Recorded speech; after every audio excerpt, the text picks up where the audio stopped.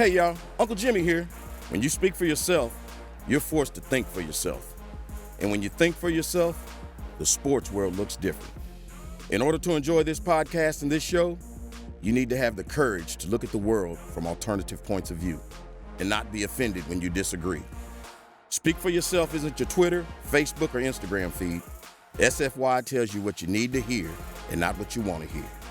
So, welcome aboard, buckle up, and enjoy the ride. We start today with Thursday Night Football. To be clear, I have my occasional differences of opinion with Tom Brady, but the Patriots quarterback remains my Walter Cronkite, the most trusted man in American football. Like the legendary newsman, Brady is very careful with his public pronouncements, reluctant to express an opinion.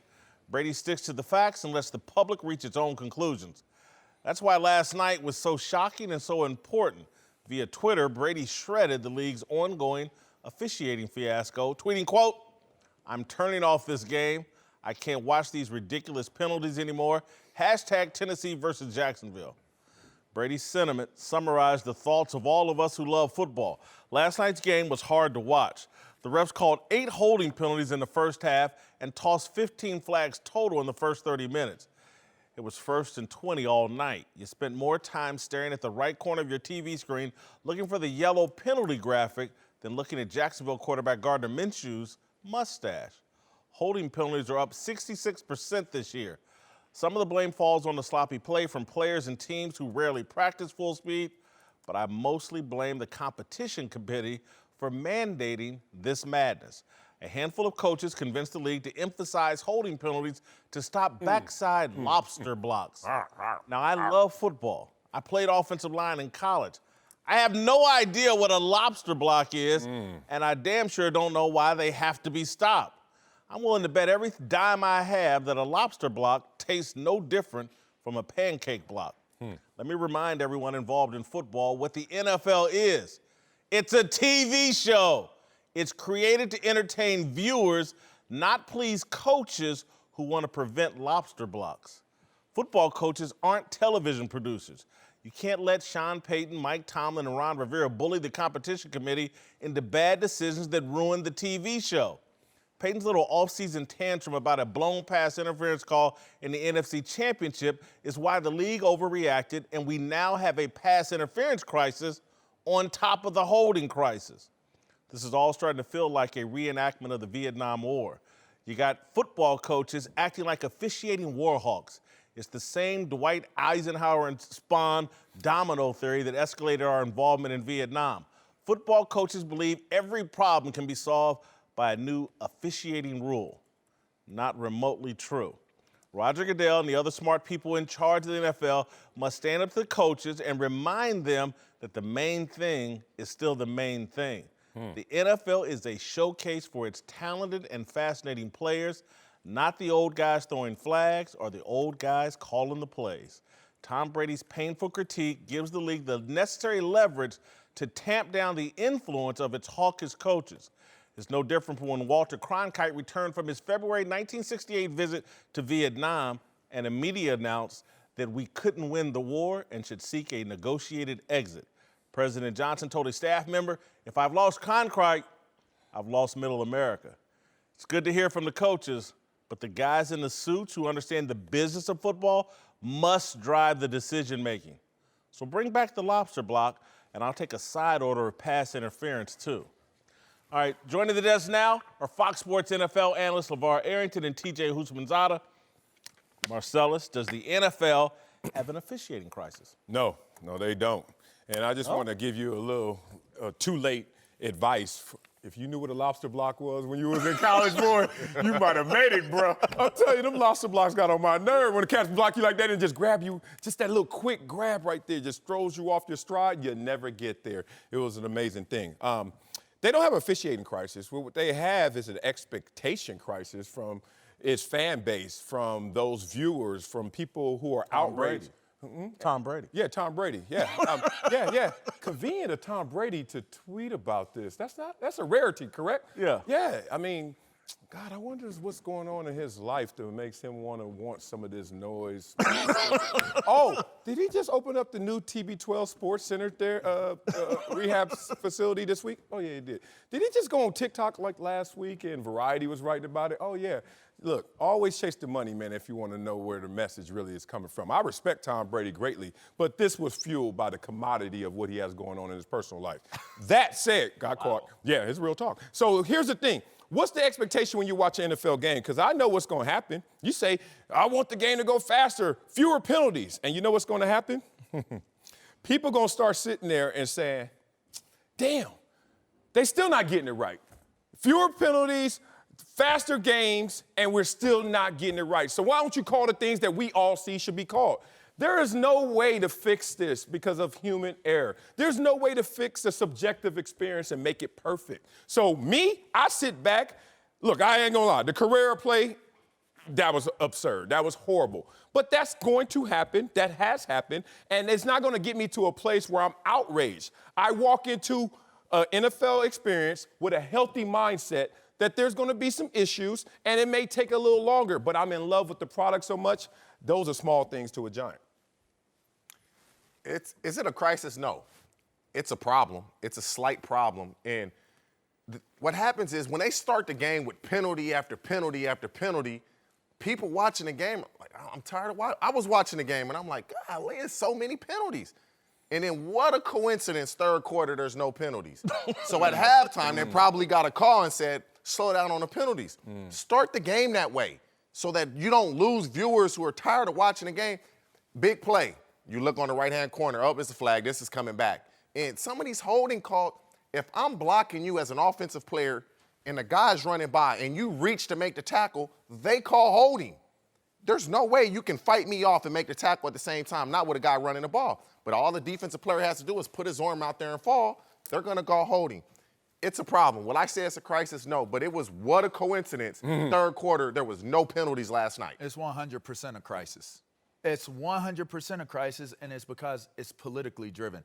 It's a health crisis, and the health crisis has led to an officiating crisis, and it's a balancing act. The reason why is you're looking at a lot of these penalties that were being called in mass portions were against defenders. All right, follow me. They were called against defenders, the type of hits that you're making. All right, now for the longest time, defenders have been complaining about being victimized by the way that games are being called. Well, what's leading to that? Oh, the way those lobster blocks are taking place, the pillback blocks. If you're looking at the vast majority of flags that are being thrown this year on guys on the NFL level, the college level, the high school level, even youth, it's crackback blocks, it's holding calls, and it's personal fouls. It is a matter of balancing out what's taking place and trying to create control so you don't lose sight of the fact that this is a football game versus it is an offensive game. And the reality that exists here, the reason why it's a crisis is because people watch football for one thing and one thing only, the brutality of the sport. Modern day gladiators, they go to war, closest thing to the army, the military, right? But now it's getting to the point of where it's turning into a touch football league. And when it turns into a touch football league, they're trying to find that balance to say it's justified to say that everybody is being looked at in the same way. Health matters this way and it matters this way. And the reality of it is that you're taking the brutality out of a sport that's a full contact sport for health purposes, participation purposes, moms purposes. And it is a crisis that they're going to have to address and figure out. Well, what you said. It's funny, Mark Schlereth, our boy, said it during the broadcast when he saw some of those egregious calls. He says, it's just tough to watch them try to legislate contact out of a contact sport. That said, I still think this is not a crisis because of mindset, because of expectations. And I give you the closest example I have to what mindset can do to you in terms of how you perceive things. You ever go to the DMV? You got to get your license. Got to wait. Whatever. You got to wait, right? When you walk in the DMV, do you ever You walk ain't waiting. You got to hook up. You ain't waiting at the DMV. It's your boy. I mean, I'm just talking for the masses. No, I'm being for real. I got to wait, too. I can't stand him for and that. I hate waiting because everybody want to talk sports in that line. I'm like, damn, I'm here for 3 hours to talk sports. But you walk in thinking you got to wait. My wife is different. She's type A. She walks in, she's like, 3 hours? Oh my God. I'm like, baby, it's once every 10 years and it ain't gonna kill us. I walk in, cool. That's the thing about these penalties. When they threw it last night, Tom Brady, Jason Whitlock, others are like, oh my God, another penalty. I'm like, all right, this is going to Marcellus, the issue is, though, I think there's more people like me and Tom Brady than you. And everybody's expectations can't be controlled. And again, I think the NFL, the issue that people are having, Brady, myself, is like, there's a thing called anticipation, where you anticipate being disappointed. And so a lot of these big plays, we see it in the kick game all the time, punt and kickoff returns. We anticipate there's going to be a flag. And now if you start applying that to offense and defense, you're in a dangerous spot where people are anticipating being disappointed. This has to stop. And they're going to have to look at some ways, to me, they should legalize holding. I really believe that. I don't care. You can call it every play. But this is what happens. You could call it every play. This is why it's a problem too. When they throw a penalty and call it, and it's a flag, they show the replay.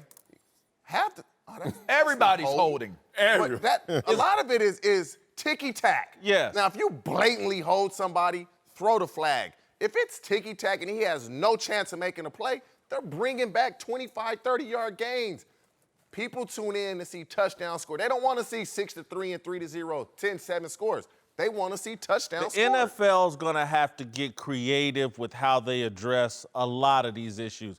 One of the things I've never said publicly, but I've said privately to people, is that the NFL needs to partner with some college football league, the Mid-American Conference, Conference USA, or whatever, implement their experiment rule changes in those leagues for a year and evaluate it, then bring it to the NFL. Like that. Instead of emphasizing holding and lobster blocks for the first time, and we all have to deal with this experiment, it's just too much.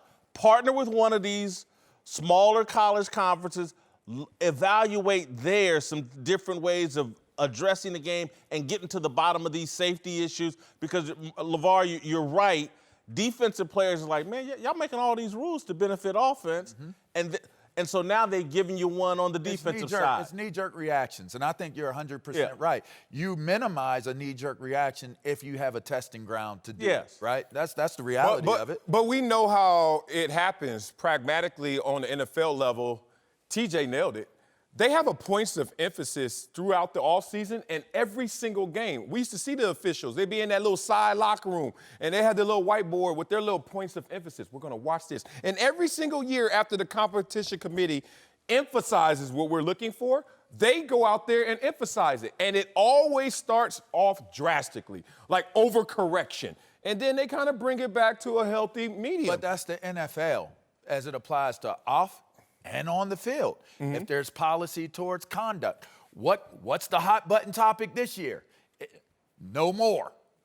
Big time, right? Everybody's doing it. NFL faces. No more, right? That died down. No, died down. Go to something else. What is that? Put the NFL faces on that. Anything that the NFL gets connected to, it's up football, right?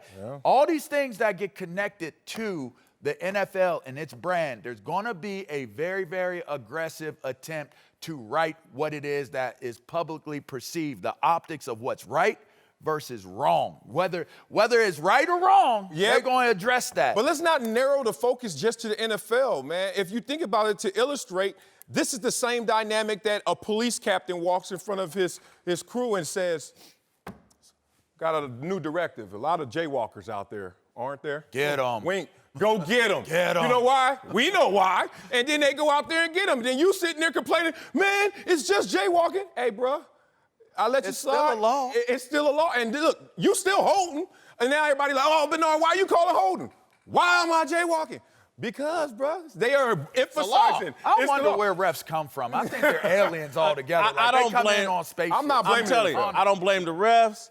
I'm telling you, these coaches and their driving of the competition committee and think that we can just put more of a burden on the refs to fix these problems and there needs to be less of that. This is a damn TV show, and that was bad TV last night, and they need some people that are thinking about what's really going on. How do we make the game entertaining? Because, again, when you lose Tom Brady, and I really don't believe he was clout chasing or looking for attention, any of that. The guy's watching the game like anybody else, like, come on, man. Oh, really? Too much. He been in the league 20 years. He ain't never did And you that. can't touch him. No, honestly, though, That was clout chasing. that game was tough to watch. Yeah. It's It was Jacksonville, tough. Tennessee. Can But y'all it stop? was the flags, though. No. Any There was big play. I'm sorry, Marcelo. It was a penalty. This Minshew quarterback was fascinating. Yeah, he was. He's nice. And again, the officiating overshadowed, like, damn, we done discovered another quarterback. And that guy has a hell of a backstory. He went to like 5 different colleges and ended up at what? I love it. He's a great story. But we sitting here talking about the guys throwing flags. It's got to stop. They're the stars. Where Jay walk in? Hey guys, this is Jason Whitlock from Speak for Yourself. Are you ready for what's ahead? You can't always predict the future, but you can game plan for it. Generations of families and businesses have harnessed the power of Pacific to help them reach their unique goals. Whether you need to save enough money to meet your needs, ensure your family is protected, or make sure you don't run out of money, Pacific Life has a variety of financial solutions that can help. Pacific Life counts more than half of the 100 largest U.S. companies as its clients and has been named one of the 2019 world's most ethical companies by the Ethisphere Institute. Protecting what matters most to people for 150 years and counting? That's the power of Pacific. Ask a financial professional about how Pacific Life can help you game plan for the future, or visit pacificlife.com. Whitlock and Wiley, TJ Houshmandzadeh is back. We're joined now by former Patriots offensive lineman and former Penn State Nittany Lion, Rich Ornberger. All right, time now for a big story. Let's move to Antonio Brown, who got dropped by Nike yesterday in the wake of last week's allegations of sexual assault. But even losing a major endorsement hasn't curbed Brown's behavior, with the NFL reportedly investigating intimidating text messages that Brown allegedly sent to one of his accusers, who spoke to Sports Illustrated last week. Bill Belichick wasn't happy to have to deal with more questions about Brown today. Another headline today focusing on Antonio Brown. Does any of this at all affect his status with the team? Yeah, I think I've already addressed this, so we're going to get ready for the Jets here. Happy to answer any football questions, but the rest of it, I'm done with the rest of it. Was there ever a point where some of the off-field stuff is enough? So, yeah, I'm good. Okay, thank you. Well, yeah, we had enough of that. That's not good on Bill Belichick's part, in my opinion, but is the latest AB news the last straw for the Patriots and the NFL? No, it's not the last straw. It can't. This in particular can't be the last straw that breaks the camel's back, because that would highlight their level of investment or lack thereof in AB. Think about it. All the things they went through in terms of criticism and ridicule and backlash to acquire AB. And if we just narrowly focus in on just this exchange, a group text message that includes your lawyer, in a very Liberty City way, is trying to accelerate a mediation process or do some discovery. I wouldn't have done this. I don't suggest anyone do this, but I understand the spirit of why he wanted to do this. And I think he thought he was protected somewhat in intention because his lawyer's present on the group text. So let's just be real, y'all. If this is the straw that breaks the Patriots' back, are y'all kidding me? They went through way too much. I'm not going to let you off the hook, though. There's two different entities. Okay. There's the Patriots and then the NFL. Ah. Does it force the NFL's hand? Circle back around and go get that one. Circle back. The NFL? No. One, it's a tough mindset, I understand, in today's culture to stay innocent till proven guilty. And then when you talk about sexual assault allegations, the two top reasons people do it are, one, shame, false accusations, shame, or a money grab. Now, these can conveniently fit in one, if not both, columns. So until we go through due diligence in the process, I am not going to say and indict him of being guilty until I get that conclusion. Listen, I'm going to jump on in and say this. NFL plus Patriots, all right? They are two different entities. But as it applies to this whole sensationalizing of superstars spiraling out of control, it is not the straw that breaks the camel's back.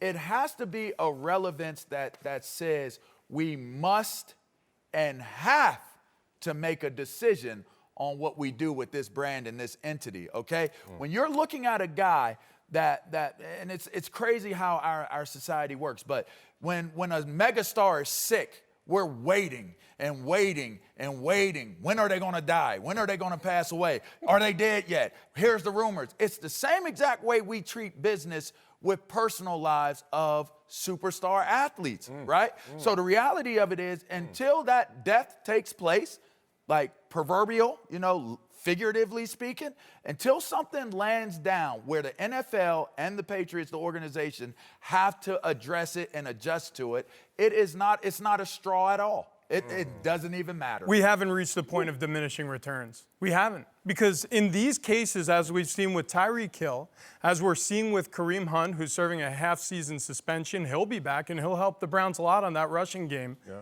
What we've seen in the past is representative of this point. If there's talent on the side of the accused, you wait. And you wait a good long time. And Antonio Brown is talented, targeted 8 times, 4 catches, 56 yards, a touchdown in his debut as a Patriot against Miami, hapless Miami team, I understand that. But he even had a rush. I mean, they were working him into that game plan. Yeah. They are going to squeeze and wring that rag of every single bit of offensive production before the hammer is laid down by the NFL. And that is a legislative hand that lays the hammer hard and fast when it is a talentless situation. This is a quite talentful situation. Wow. Well, I think all of y'all make solid points. Solid? I think, yeah, solid. Just because, I think the Patriots are who, and Bill Belichick is who he is. He showed today. He doesn't want to talk about it. He don't want to deal with it. Ever. It's 9 route, 8 routes, post routes. That's all he wants to talk about, football. For the NFL, they have to protect the shield and the brand, and they need to step in. For me, when I say last straw, and again, this probably wasn't clarified, I don't think this ends his NFL career. I think it forces the NFL. We may have to sit this dude down for 2 games. We may have to take some to protect the shield. Because, again, if they do nothing and Antonio Brown keeps dancing down this road that he's dancing down, he's going to do something really embarrassing, and everybody's going to, and look, this is embarrassing to me. Sending these text messages to this woman, I don't care if the lawyer is copied on it, it is intimidation, and it's the wrong thing to do, and he needs to be smarter than that. His damn lawyer in the text thread should have said, hey, man, what the hell are you doing? That would have been my text response. Delete this and scolded the dude. Do you want that? And so, to me, I just think the NFL has to make a move here, sit this guy down for a couple games, because he does not know how to behave. Look, it is harassment, obviously, what he did. She didn't call for that. She didn't ask for that. But how do you reconcile this is my question. The accusations that are not guilt. Accusations are not guilt. You can accuse anyone of anything if you want. Prove it.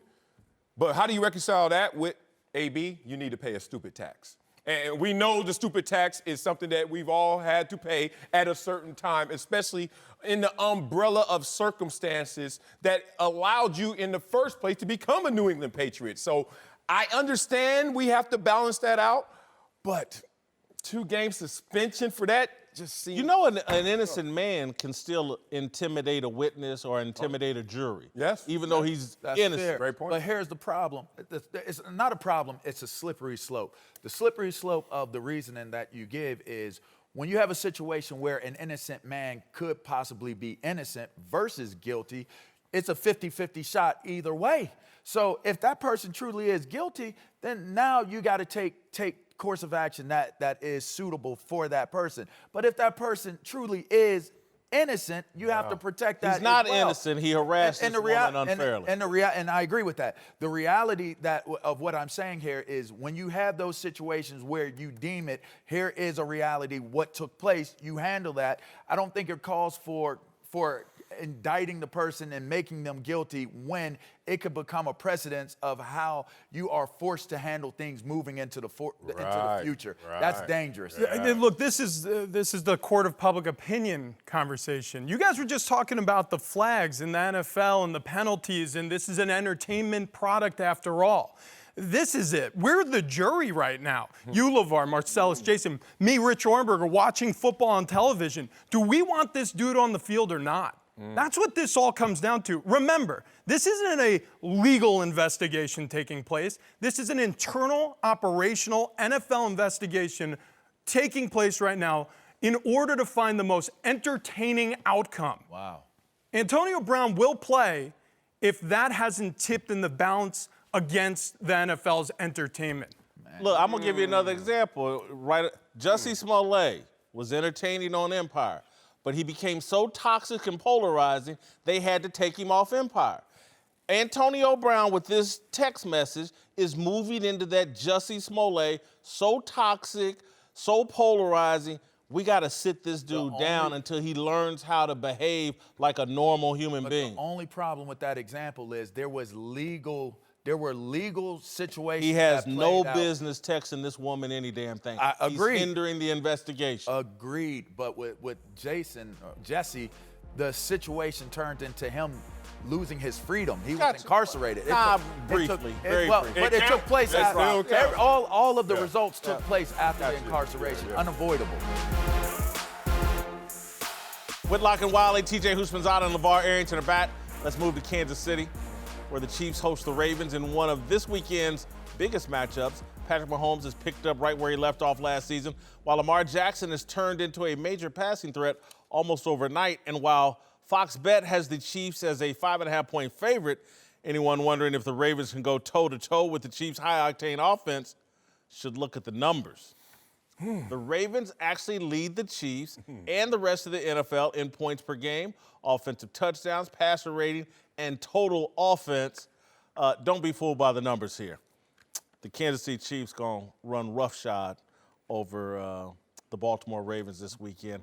I'm looking at a 38-24 type game. Sounds like a very biased type of statement. Like Kansas City. Yeah. Lamar Jackson cannot hang with Patrick Mahomes in a shootout. More Casa Dragones is coming our way.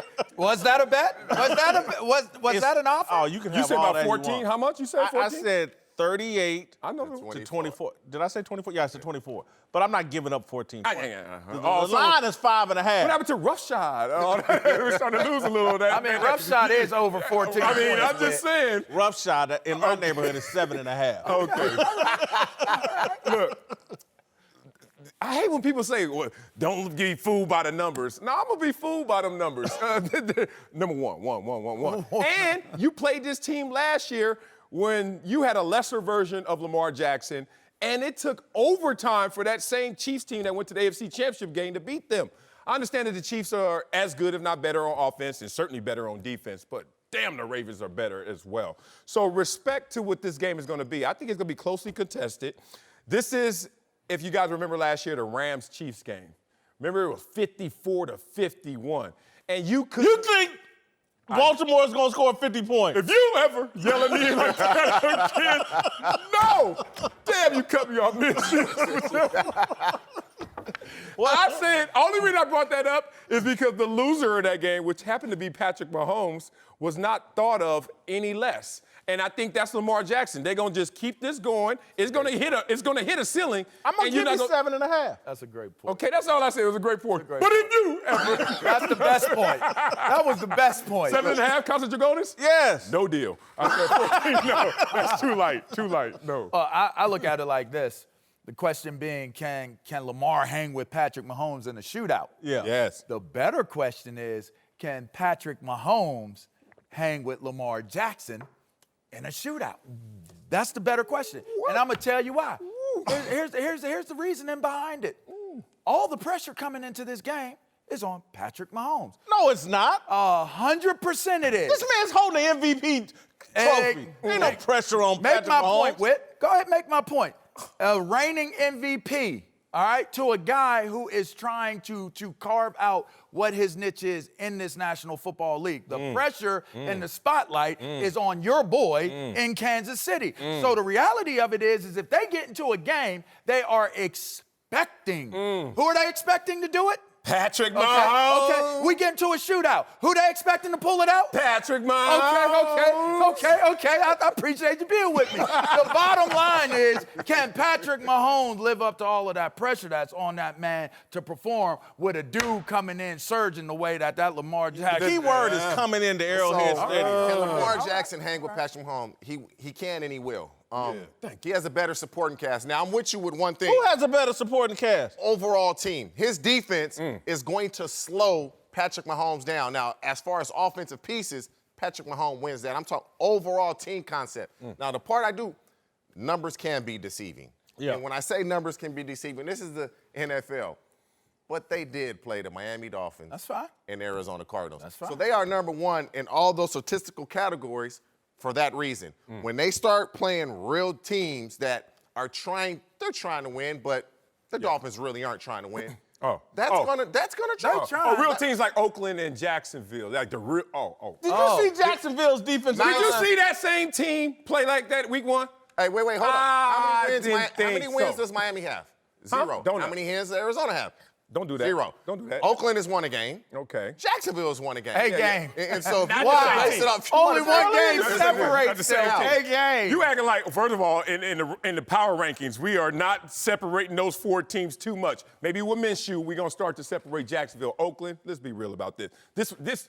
Come on, bro. Y'all think Oakland? You're gonna put Oakland on the same page as Arizona? We don't know. and We don't know who Oakland is right now. We don't know that that's a good team. And I'm getting off They course. lost their best player. I'm getting off course. I'm glad you're here with me, too. Come on now. Marquise Brown, Mark Andrews, both top 10 right now in receiving. Tight end, only tight end in top 10 is my man Andrews. Y'all act like he going in there naked. And to your point, I love this. Mahomes, I wouldn't call it pressure, that expectation. I have the ball. I'm playing against a guy that last a couple of weeks ago, I should say, they didn't even know if he could play quarterback. They didn't even know he could throw. People were clowning this dude, and now I'm the MVP. I'm expected to do that. But pressure? Right? Do you know what this dude just did last year? For you to say he's under pressure. Of course he is. He's a first-year starter and took his team to the AFC And Jason Whitlock just tell y'all this is a TV show. Pressure. Okay, go on Dancing with the Stars and don't dance well. You get voted off the show. He been playing get football voted his off whole the show. life. You get voted off the show. Pressure? Yes. Pressure is playing against Tom Brady in AFC Every Championship single game. time That's you perform pressure. at the level But that don't act like there's Mahomes- only one type of pressure. Admit it. There's one pressure that says, I got to get up there. There's the other one that says, I got to stay there or try to go beyond. I can't let him get up there. And you know what? Yeah. There's one pressure of facing Patrick Mahomes and that Kansas City Chiefs offense. And then there's the pressure of looking over, that's Ryan Fitzpatrick. And all their other best players have been traded, and Ryan Fitzpatrick is garbage anyway. And then you go out to Arizona, and there's a little person playing quarterback with a coach that has no business in the NFL. I can guarantee you. You look across the field, and you see a little person playing quarterback, and you see Patrick Mahomes. You telling me there's not a difference? I can guarantee you Patrick Mahomes is sitting there in his crib right now or at the facility right now like, Lamar Jackson is coming in. And he worried about that defense. He ain't worried about Lamar Jackson. I can guarantee Lamar, you he is concerned about the way that man is going to play. I'm going to go to 9.5 points. Y'all tripping. Can I get a bet at 9.5 points? Is that double? That's 10. They got to win by 10. I'm giving you 9.5 points. You're being generous. Give me that. No, I'm going to give him a 9.5. Give me that. Give me that. I want all of that. Because you know why? This is a house money pressure situation. If Lamar Jackson goes out there, even lays an egg. I lost to the best in the game. I lost to the best. Come on, house Wally. money, man. That dude's supposed to your do boy. it. If he don't walk on the Talk field and to give your him boy, 50, man. he had a bad Talk to game. your boy, man. Play both sides Y'all of over the there fence tripping. now. Ain't nobody playing no both Look, sides of the I'm going to fence. be honest. This I'm is playing the no game sense. of the week. I'm going to throw it. We can have a watch party at my crib. Oh, And we deep. I got deep. We done cut him so deep, he done invited him to the crib. He gonna dance around. You don't want the camera on it when he's proven right. Hey, Whitlock poured his drink. No, thank you. No, thank you. He gonna put us to sleep up in that thing. Hell no, I ain't coming over your crib. All right, Darnell, you got anything to add? We do have a bet, though, 9.5 points. All right, it's good. Well, anyway, man, the Ravens and Chiefs are actually one of the Super 6 NFL Sunday matchups this week. So I want to ask you guys, Whitlock, Marcellus, who you got in final score? Chiefs, 38-24. I'm already on the record. That should give me more points then. I say the same score as last year, 27-24, but I'm going to flip it. It's going to be the Ravens who win this. Ooh. All right, guys, man, before the game kicks off Sunday, download the Fox Sports Super 6 app and play Super 6 NFL Sunday for free for a chance to win $250,000 of Terry Bradshaw's money. Before we get to Darnell's question of the day, we want to welcome those of you watching us on Caffeine. You can actually chat with Darnell right now on the app. Yes. So join the party. All right, Darnell, take it away. Yes, sir. Let's move to Miami, where the Dolphins just named Josh Rosen the starting QB after an embarrassing first 2 weeks with Ryan Fitzpatrick under center. But Rosen will have to lead Miami against the Cowboys in Dallas Sunday, where Fox Bet has them as 22.5-point underdogs, which got ESPN's Louis Riddick tweeting, quote, "Let's create the most absolute dog poop situation possible for the young QB we acquired so we can then evaluate how he handles adversity when we start him. Good luck, Josh Rosen." I want to ask you guys, do you feel sorry for Josh Rosen at this point? No. Josh Rosen on draft day said there were 9 mistakes made in front of him. Woo. God don't like ugly. You hit to the point. You went Straight to the point. biblical on his head. I'm conflicted. I ain't gonna lie. The retired analyst sits up here who feels like a parent almost to the current athlete, and I'm like, damn, man. Because as a parent, you know how conditions, circumstances, all that matters. Put them in the best situations to succeed. But then I'm also going to the former player mindset. When I was on that field, I didn't give a damn what team, what opportunity that came my way, I'm going to make the most of it. So I don't feel sorry for Josh Rosen because I think his mindset is what you said, Whitlock. All the mistakes are out there, and this franchise right now looks like it's a mistake. I'm going to prove something different. So it's time for him to change the culture. We'll see if he can do it. I'm going to jump all on that. I love the prove it aspect of it. Listen, no, I don't feel sorry for him. And just quickly put, one situation, once you leave from, you're what? You're a pencil pusher, right? You're all on the clipboard, you're chewing gum, sunflower seeds, whatever, but you ain't playing. So if Lewis is talking about, well, you're into a bad situation where you're playing with that team, well, you aren't going to play at all where you came from, all right? You got a chance to prove it in Miami, and you prove it under those circumstances, then you really could say that those were mistakes that were taken before me because I'm the truth enough to do what I did here in the worst situation ever. I know Josh Rosen personally, so that part of it, I do feel sorry for him. I feel sorry for the situation he's about to be put in. When you're drafted where he was drafted, let's just be honest. You don't have this feeling. He might a little bit. You should feel like it was a bunch of mistakes made ahead of you, especially guys that play your position. And so when other quarterbacks, why should he feel that way? Everybody that plays a sport, you think you're the best sportscaster. Yeah. Well, I am. That's not. So that's what he thought last year he was the best quarterback, and instead of him keeping that to himself, he said it outwardly. And so the situation it's a no-win situation in Miami. Look, now if he can perform, it makes him look good, but it's going to be tough. It's a win situation for him. It really All is. he has to do is play halfway decent in that horrible environment. It's a win. He's got a chance to have a winning situation. Yeah. He doesn't have to win games to win in that situation. One thing that inspired me, I mean, I'm going back, Ice Cube is one of my favorite artists, like top 3, Mount Rushmore for me. And I really lived through his words. And he had a song, Really Though, and I can't sing, but, ooh, you got to believe in something. Why not believe in me? And that was the song. And dog, when you grow up in any situation, you got to be bigger than your circumstances. You got to be greater than that. If you're going to make it to the NFL, I don't give a damn if you're rich or poor. You have to think with a 1 in a million mindset. Have to. Don't let that go. Don't abandon mission now. Most of us who get drafted at high positions go to bad situations. Yes, we do. And you still got to go get it. So why are you going to feel sorry for yourself now? Well, we've already seen Josh Rosen in this exact same situation before at UCLA. Overmatched, and it didn't go well.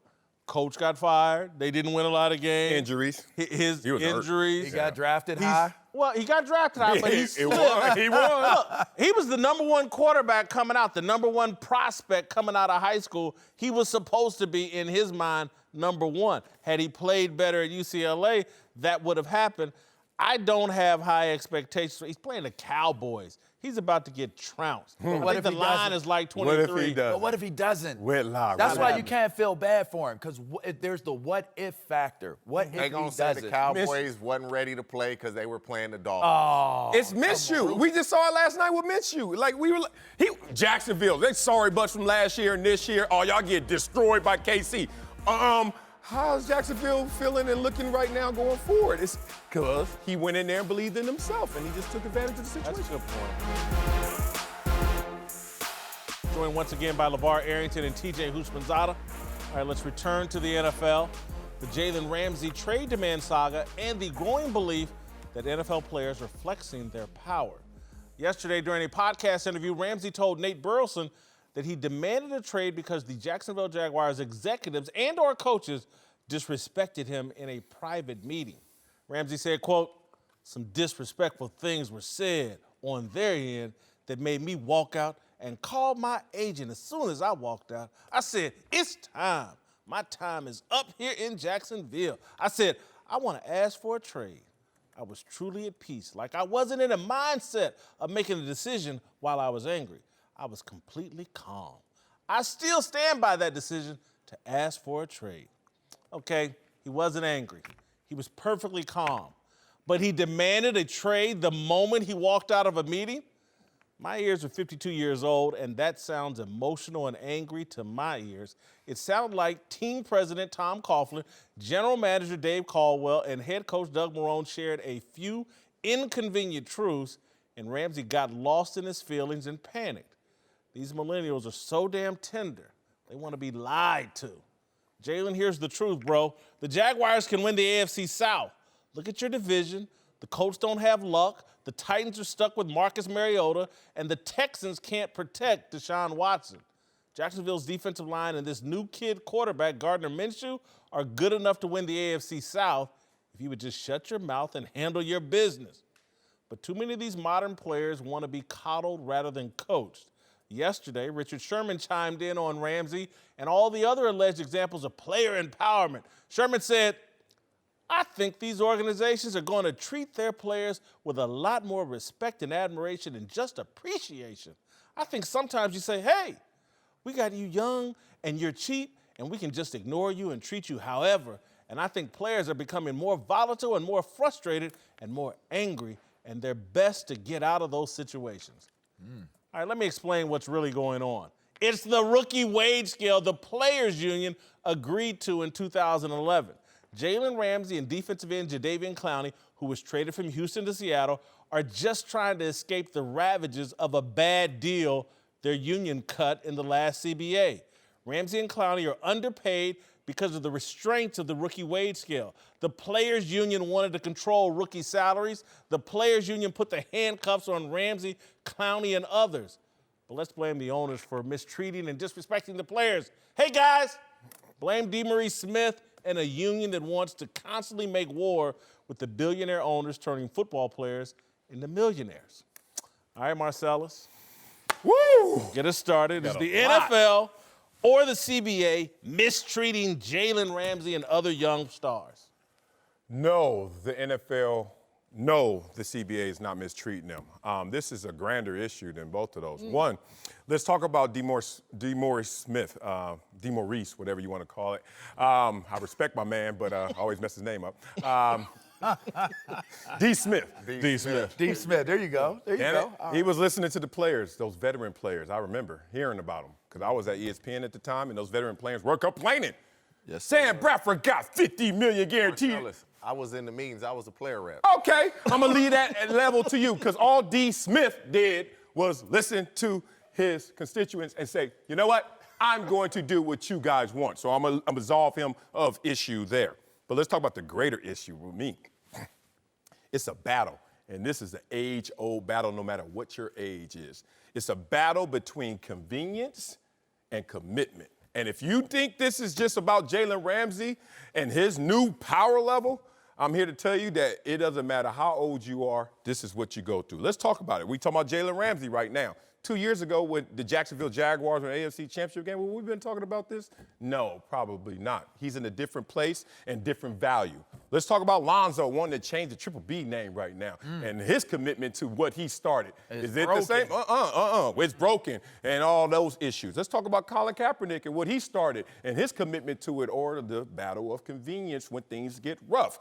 Let's talk about my man, one of my favorite people ever, Magic Johnson, and his battle between what's convenient and what I'm committed to. And even Magic Johnson at a certain point and his are almost beat for beat with Jalen Ramsey. Just walk in, I don't like what I'm hearing, I don't like this, out. And that's why I'm saying it's not about if you're a baby boomer like Magic, Gen X, Gen Y, Gen Z like Jalen Ramsey.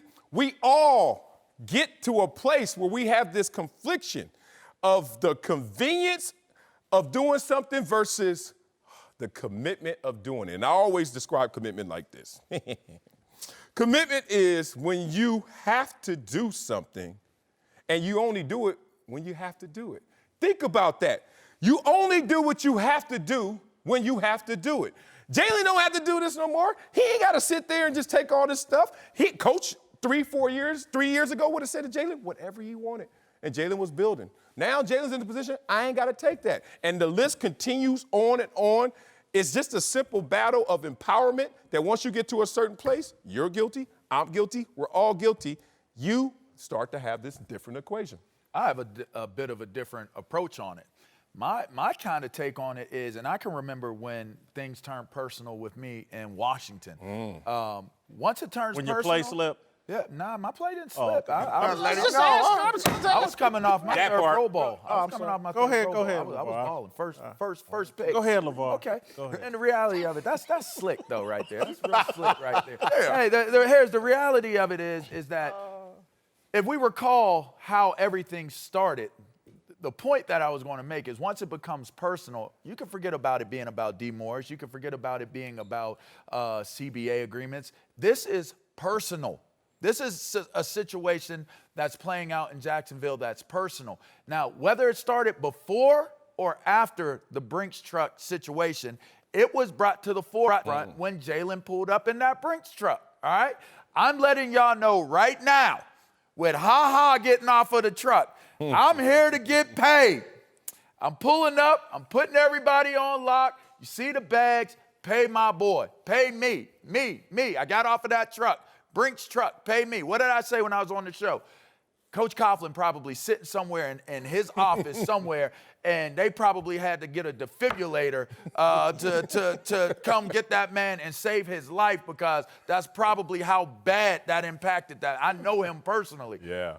When you turn something into a personal beef in the public, to sit there and come back a little while later and say, I'm being mistreated, that's up to interpretation. He's allowed to feel like he's being mistreated.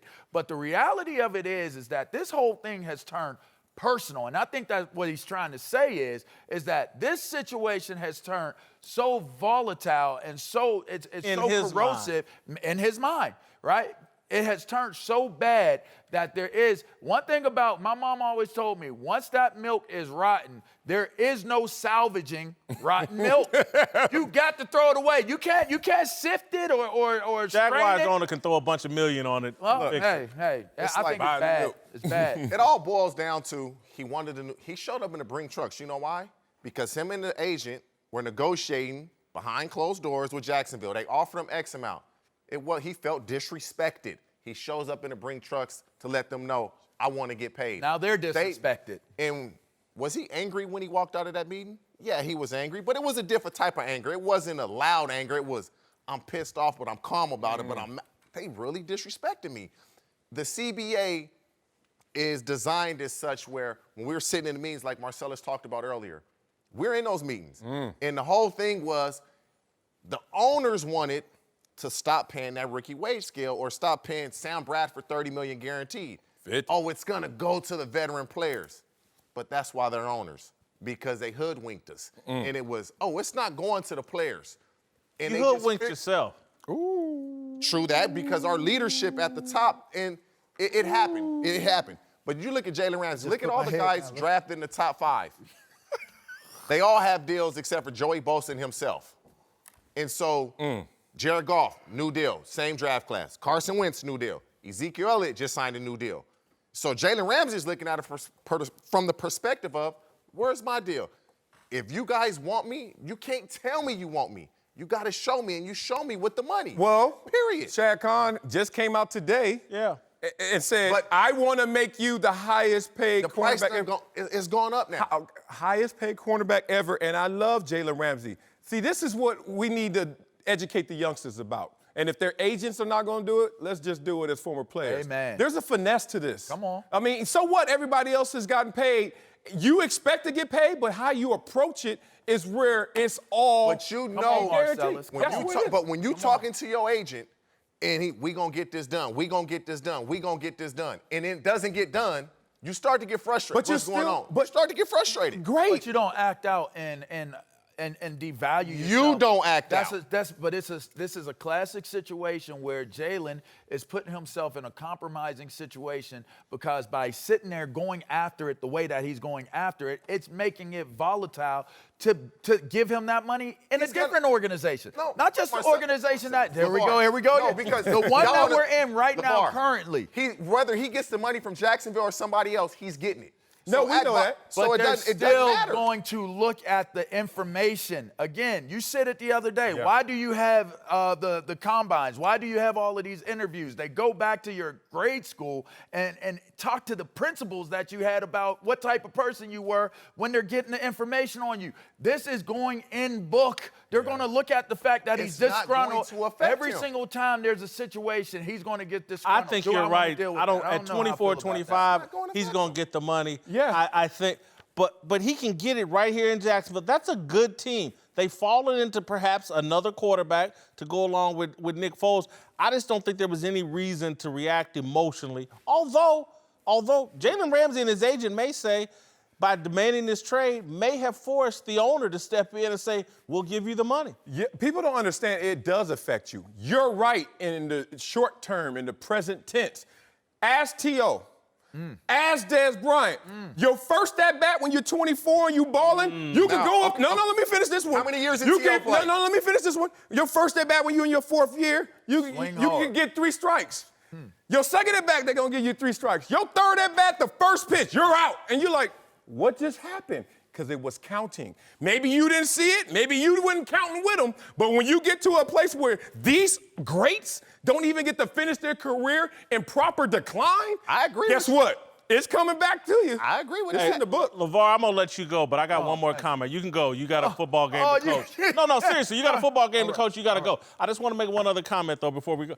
I still say this all comes down to this rookie wage scale because if there was no rookie wage scale, this dude would be highly paid. He would have got a hell of a contract as a rookie. Jadeveon Clowney would have got a hell of a contract. They would be more satiated and satisfied. Jason, you know what else that does, too? Yeah.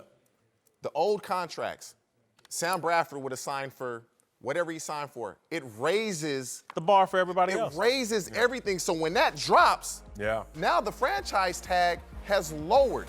The rookies were coming in, raising the overall salary for whatever position you played, and now that's dropped, and it's a problem.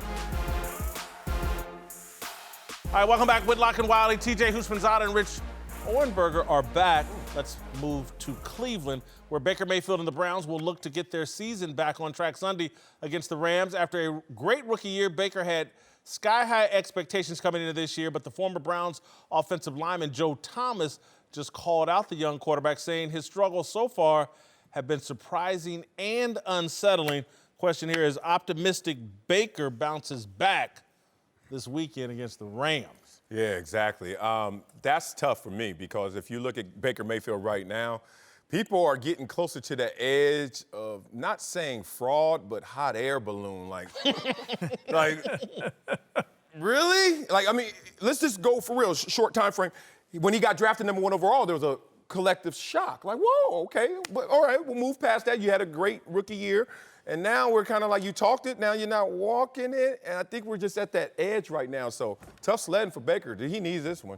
Right now, he's ranked, I should say, 21st in quarterback rating. I don't know if you follow that, but it's an analytic, it's a metric. You can rate these things, right? Okay, and then the offense itself, 29th in third down conversion rate. That's terrible. That's really brutal. And then on top of that, 26 in points per game. It's not good enough. No. He's a victim of his own success. He had a great little portion of the season last year. Expectations are high. You playing the Rams. I have no optimism that he's going to bounce back this week. Maybe next week, not this week. Guys, we're going to switch topics. The Patriots just cut Antonio Brown. Oh! Antonio Brown is done with the Patriots. Oh! I see that. I guess that explains why Bill Belichick was so short with the media. And I guess I'll try to go first to give you guys a chance to think about it. Yeah. I think it's the right thing to do. I think that for the Patriots organization, for Robert Kraft, for the NFL, this is the right thing to do. They are the premier franchise in all of sports right now. And I think there's a responsibility that goes along with that. And AB was a bridge too far. Let him go to Jacksonville, and I think there'll be less hubbub. And I say that seriously. I just think the Patriots have a responsibility to hold themselves to a higher level than the rest of the league. And AB needs to pay a cost for a stupid tax, like you said earlier. Yeah. And this is that stupid tax. This is that stupid tax, and this is highlighting the difference between 0 tolerance and -1 tolerance. And look, I remember that. Told you this dude. I mean, look, y'all talking about what's next. If you are imagining that, I don't know what's next.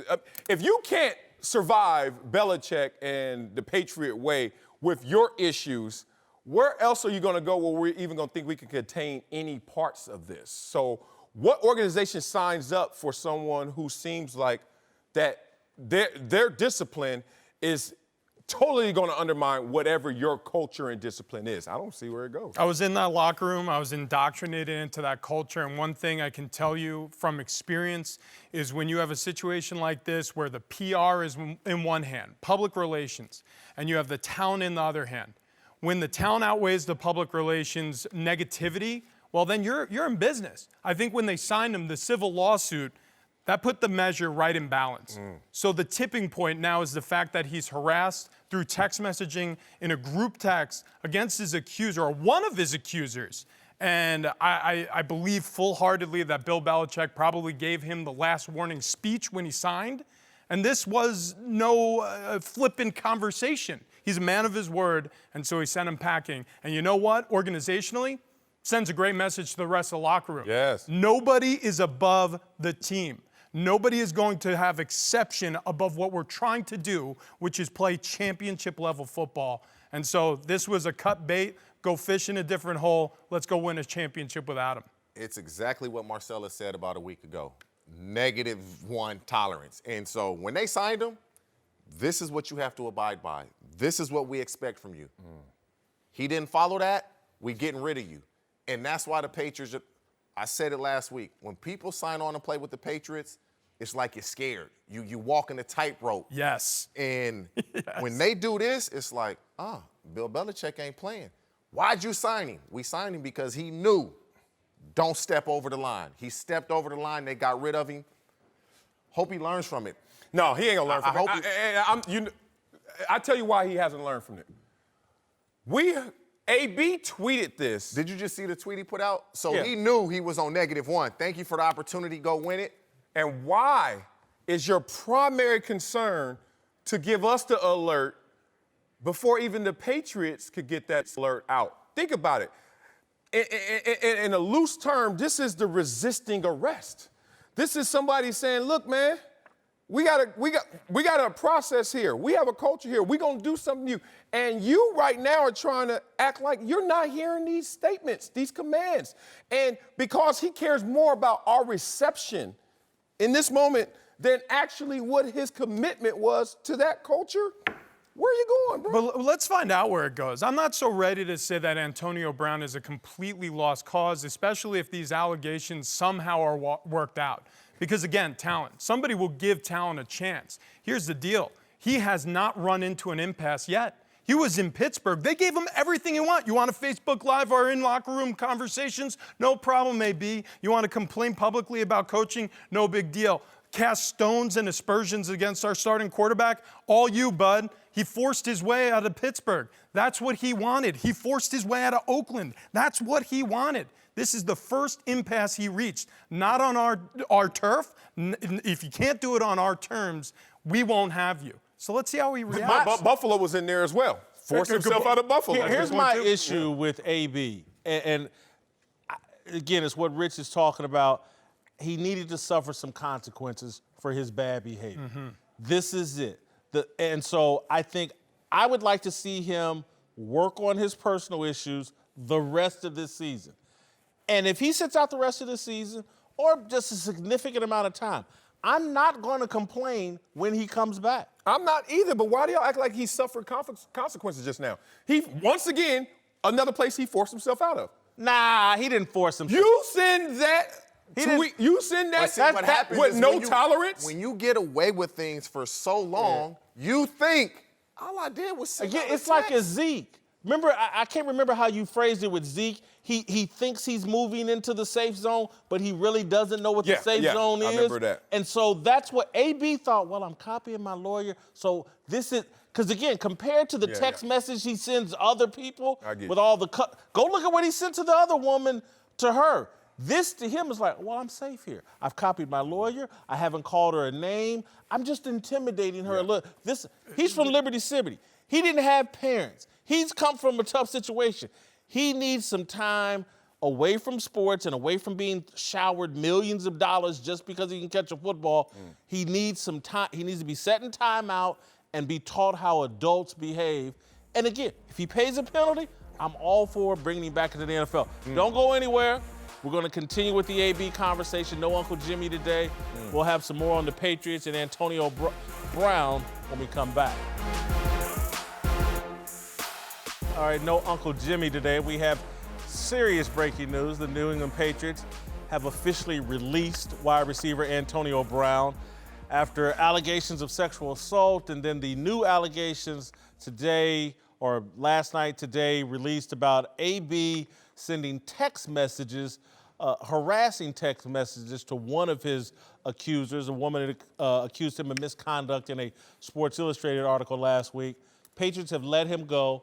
Do you gain or lose respect for the Patriots based on them acquiring AB and now having played him as soon as they could and now having released him? You know what? I gain respect for them. And you have to think about what the Patriot culture is and the Patriot way is. And that means we can roll the dice on certain prospects, certain players. But you also understand what comes with this in terms of reinforcing our culture and how we execute it. And AB crossed the line, and it was a narrow line, and it was drawn in the sand from that intro meeting from Bill Belichick. So the fact that they're still applying the Patriot way to no matter who you are in terms of your ability and your stardom is something I respect. I did not like the decision of them acquiring Antonio Brown. That made me lose a measure of respect for Belichick, Tom Brady, and Bob Kraft. I felt like Antonio completely disrespected the game of football, disrespected peers of everybody in the football family, John Gruden and Mike Mayock, and I just felt like it was beneath the Patriots. They didn't need him. Why go out and get Antonio Brown? Today restores that respect that I lost. For them to immediately, as soon as this guy crosses the line, okay, AB, we're done. They lived up to their word. I take them at their word that there's one standard here for everybody. And so the respect that I had, because I really do respect them for all that they've done and accomplished. I like them all. I had lost some respect. It is now restored. And I guess the next level, do we think this has any effect on them this week, moving on into the season, having been involved with AB at all? Will it have any on-field impact? I don't think so. I think that the buy-in level is so great there. That culture, what we're talking about, That's what's going to allow them to move past this. The old saying in the NFL is move it up 10 yards. You know, you lose your star player, you lose whatever for whatever reason, whatever situation. Hey, guys, unfortunate set of circumstances, move it up 10 yards, continue to roll. It's interesting, the same things that make you are the same things that break you. And their arrogance is what makes them. The buy-in to that culture, the arrogance of the fact that, look, I don't care who you are. We could cut you and still win a Super Bowl. I don't care who you are. We could take a chance on you, but if you mess up, you got to go. And that same arrogance is going to help them thrive once again.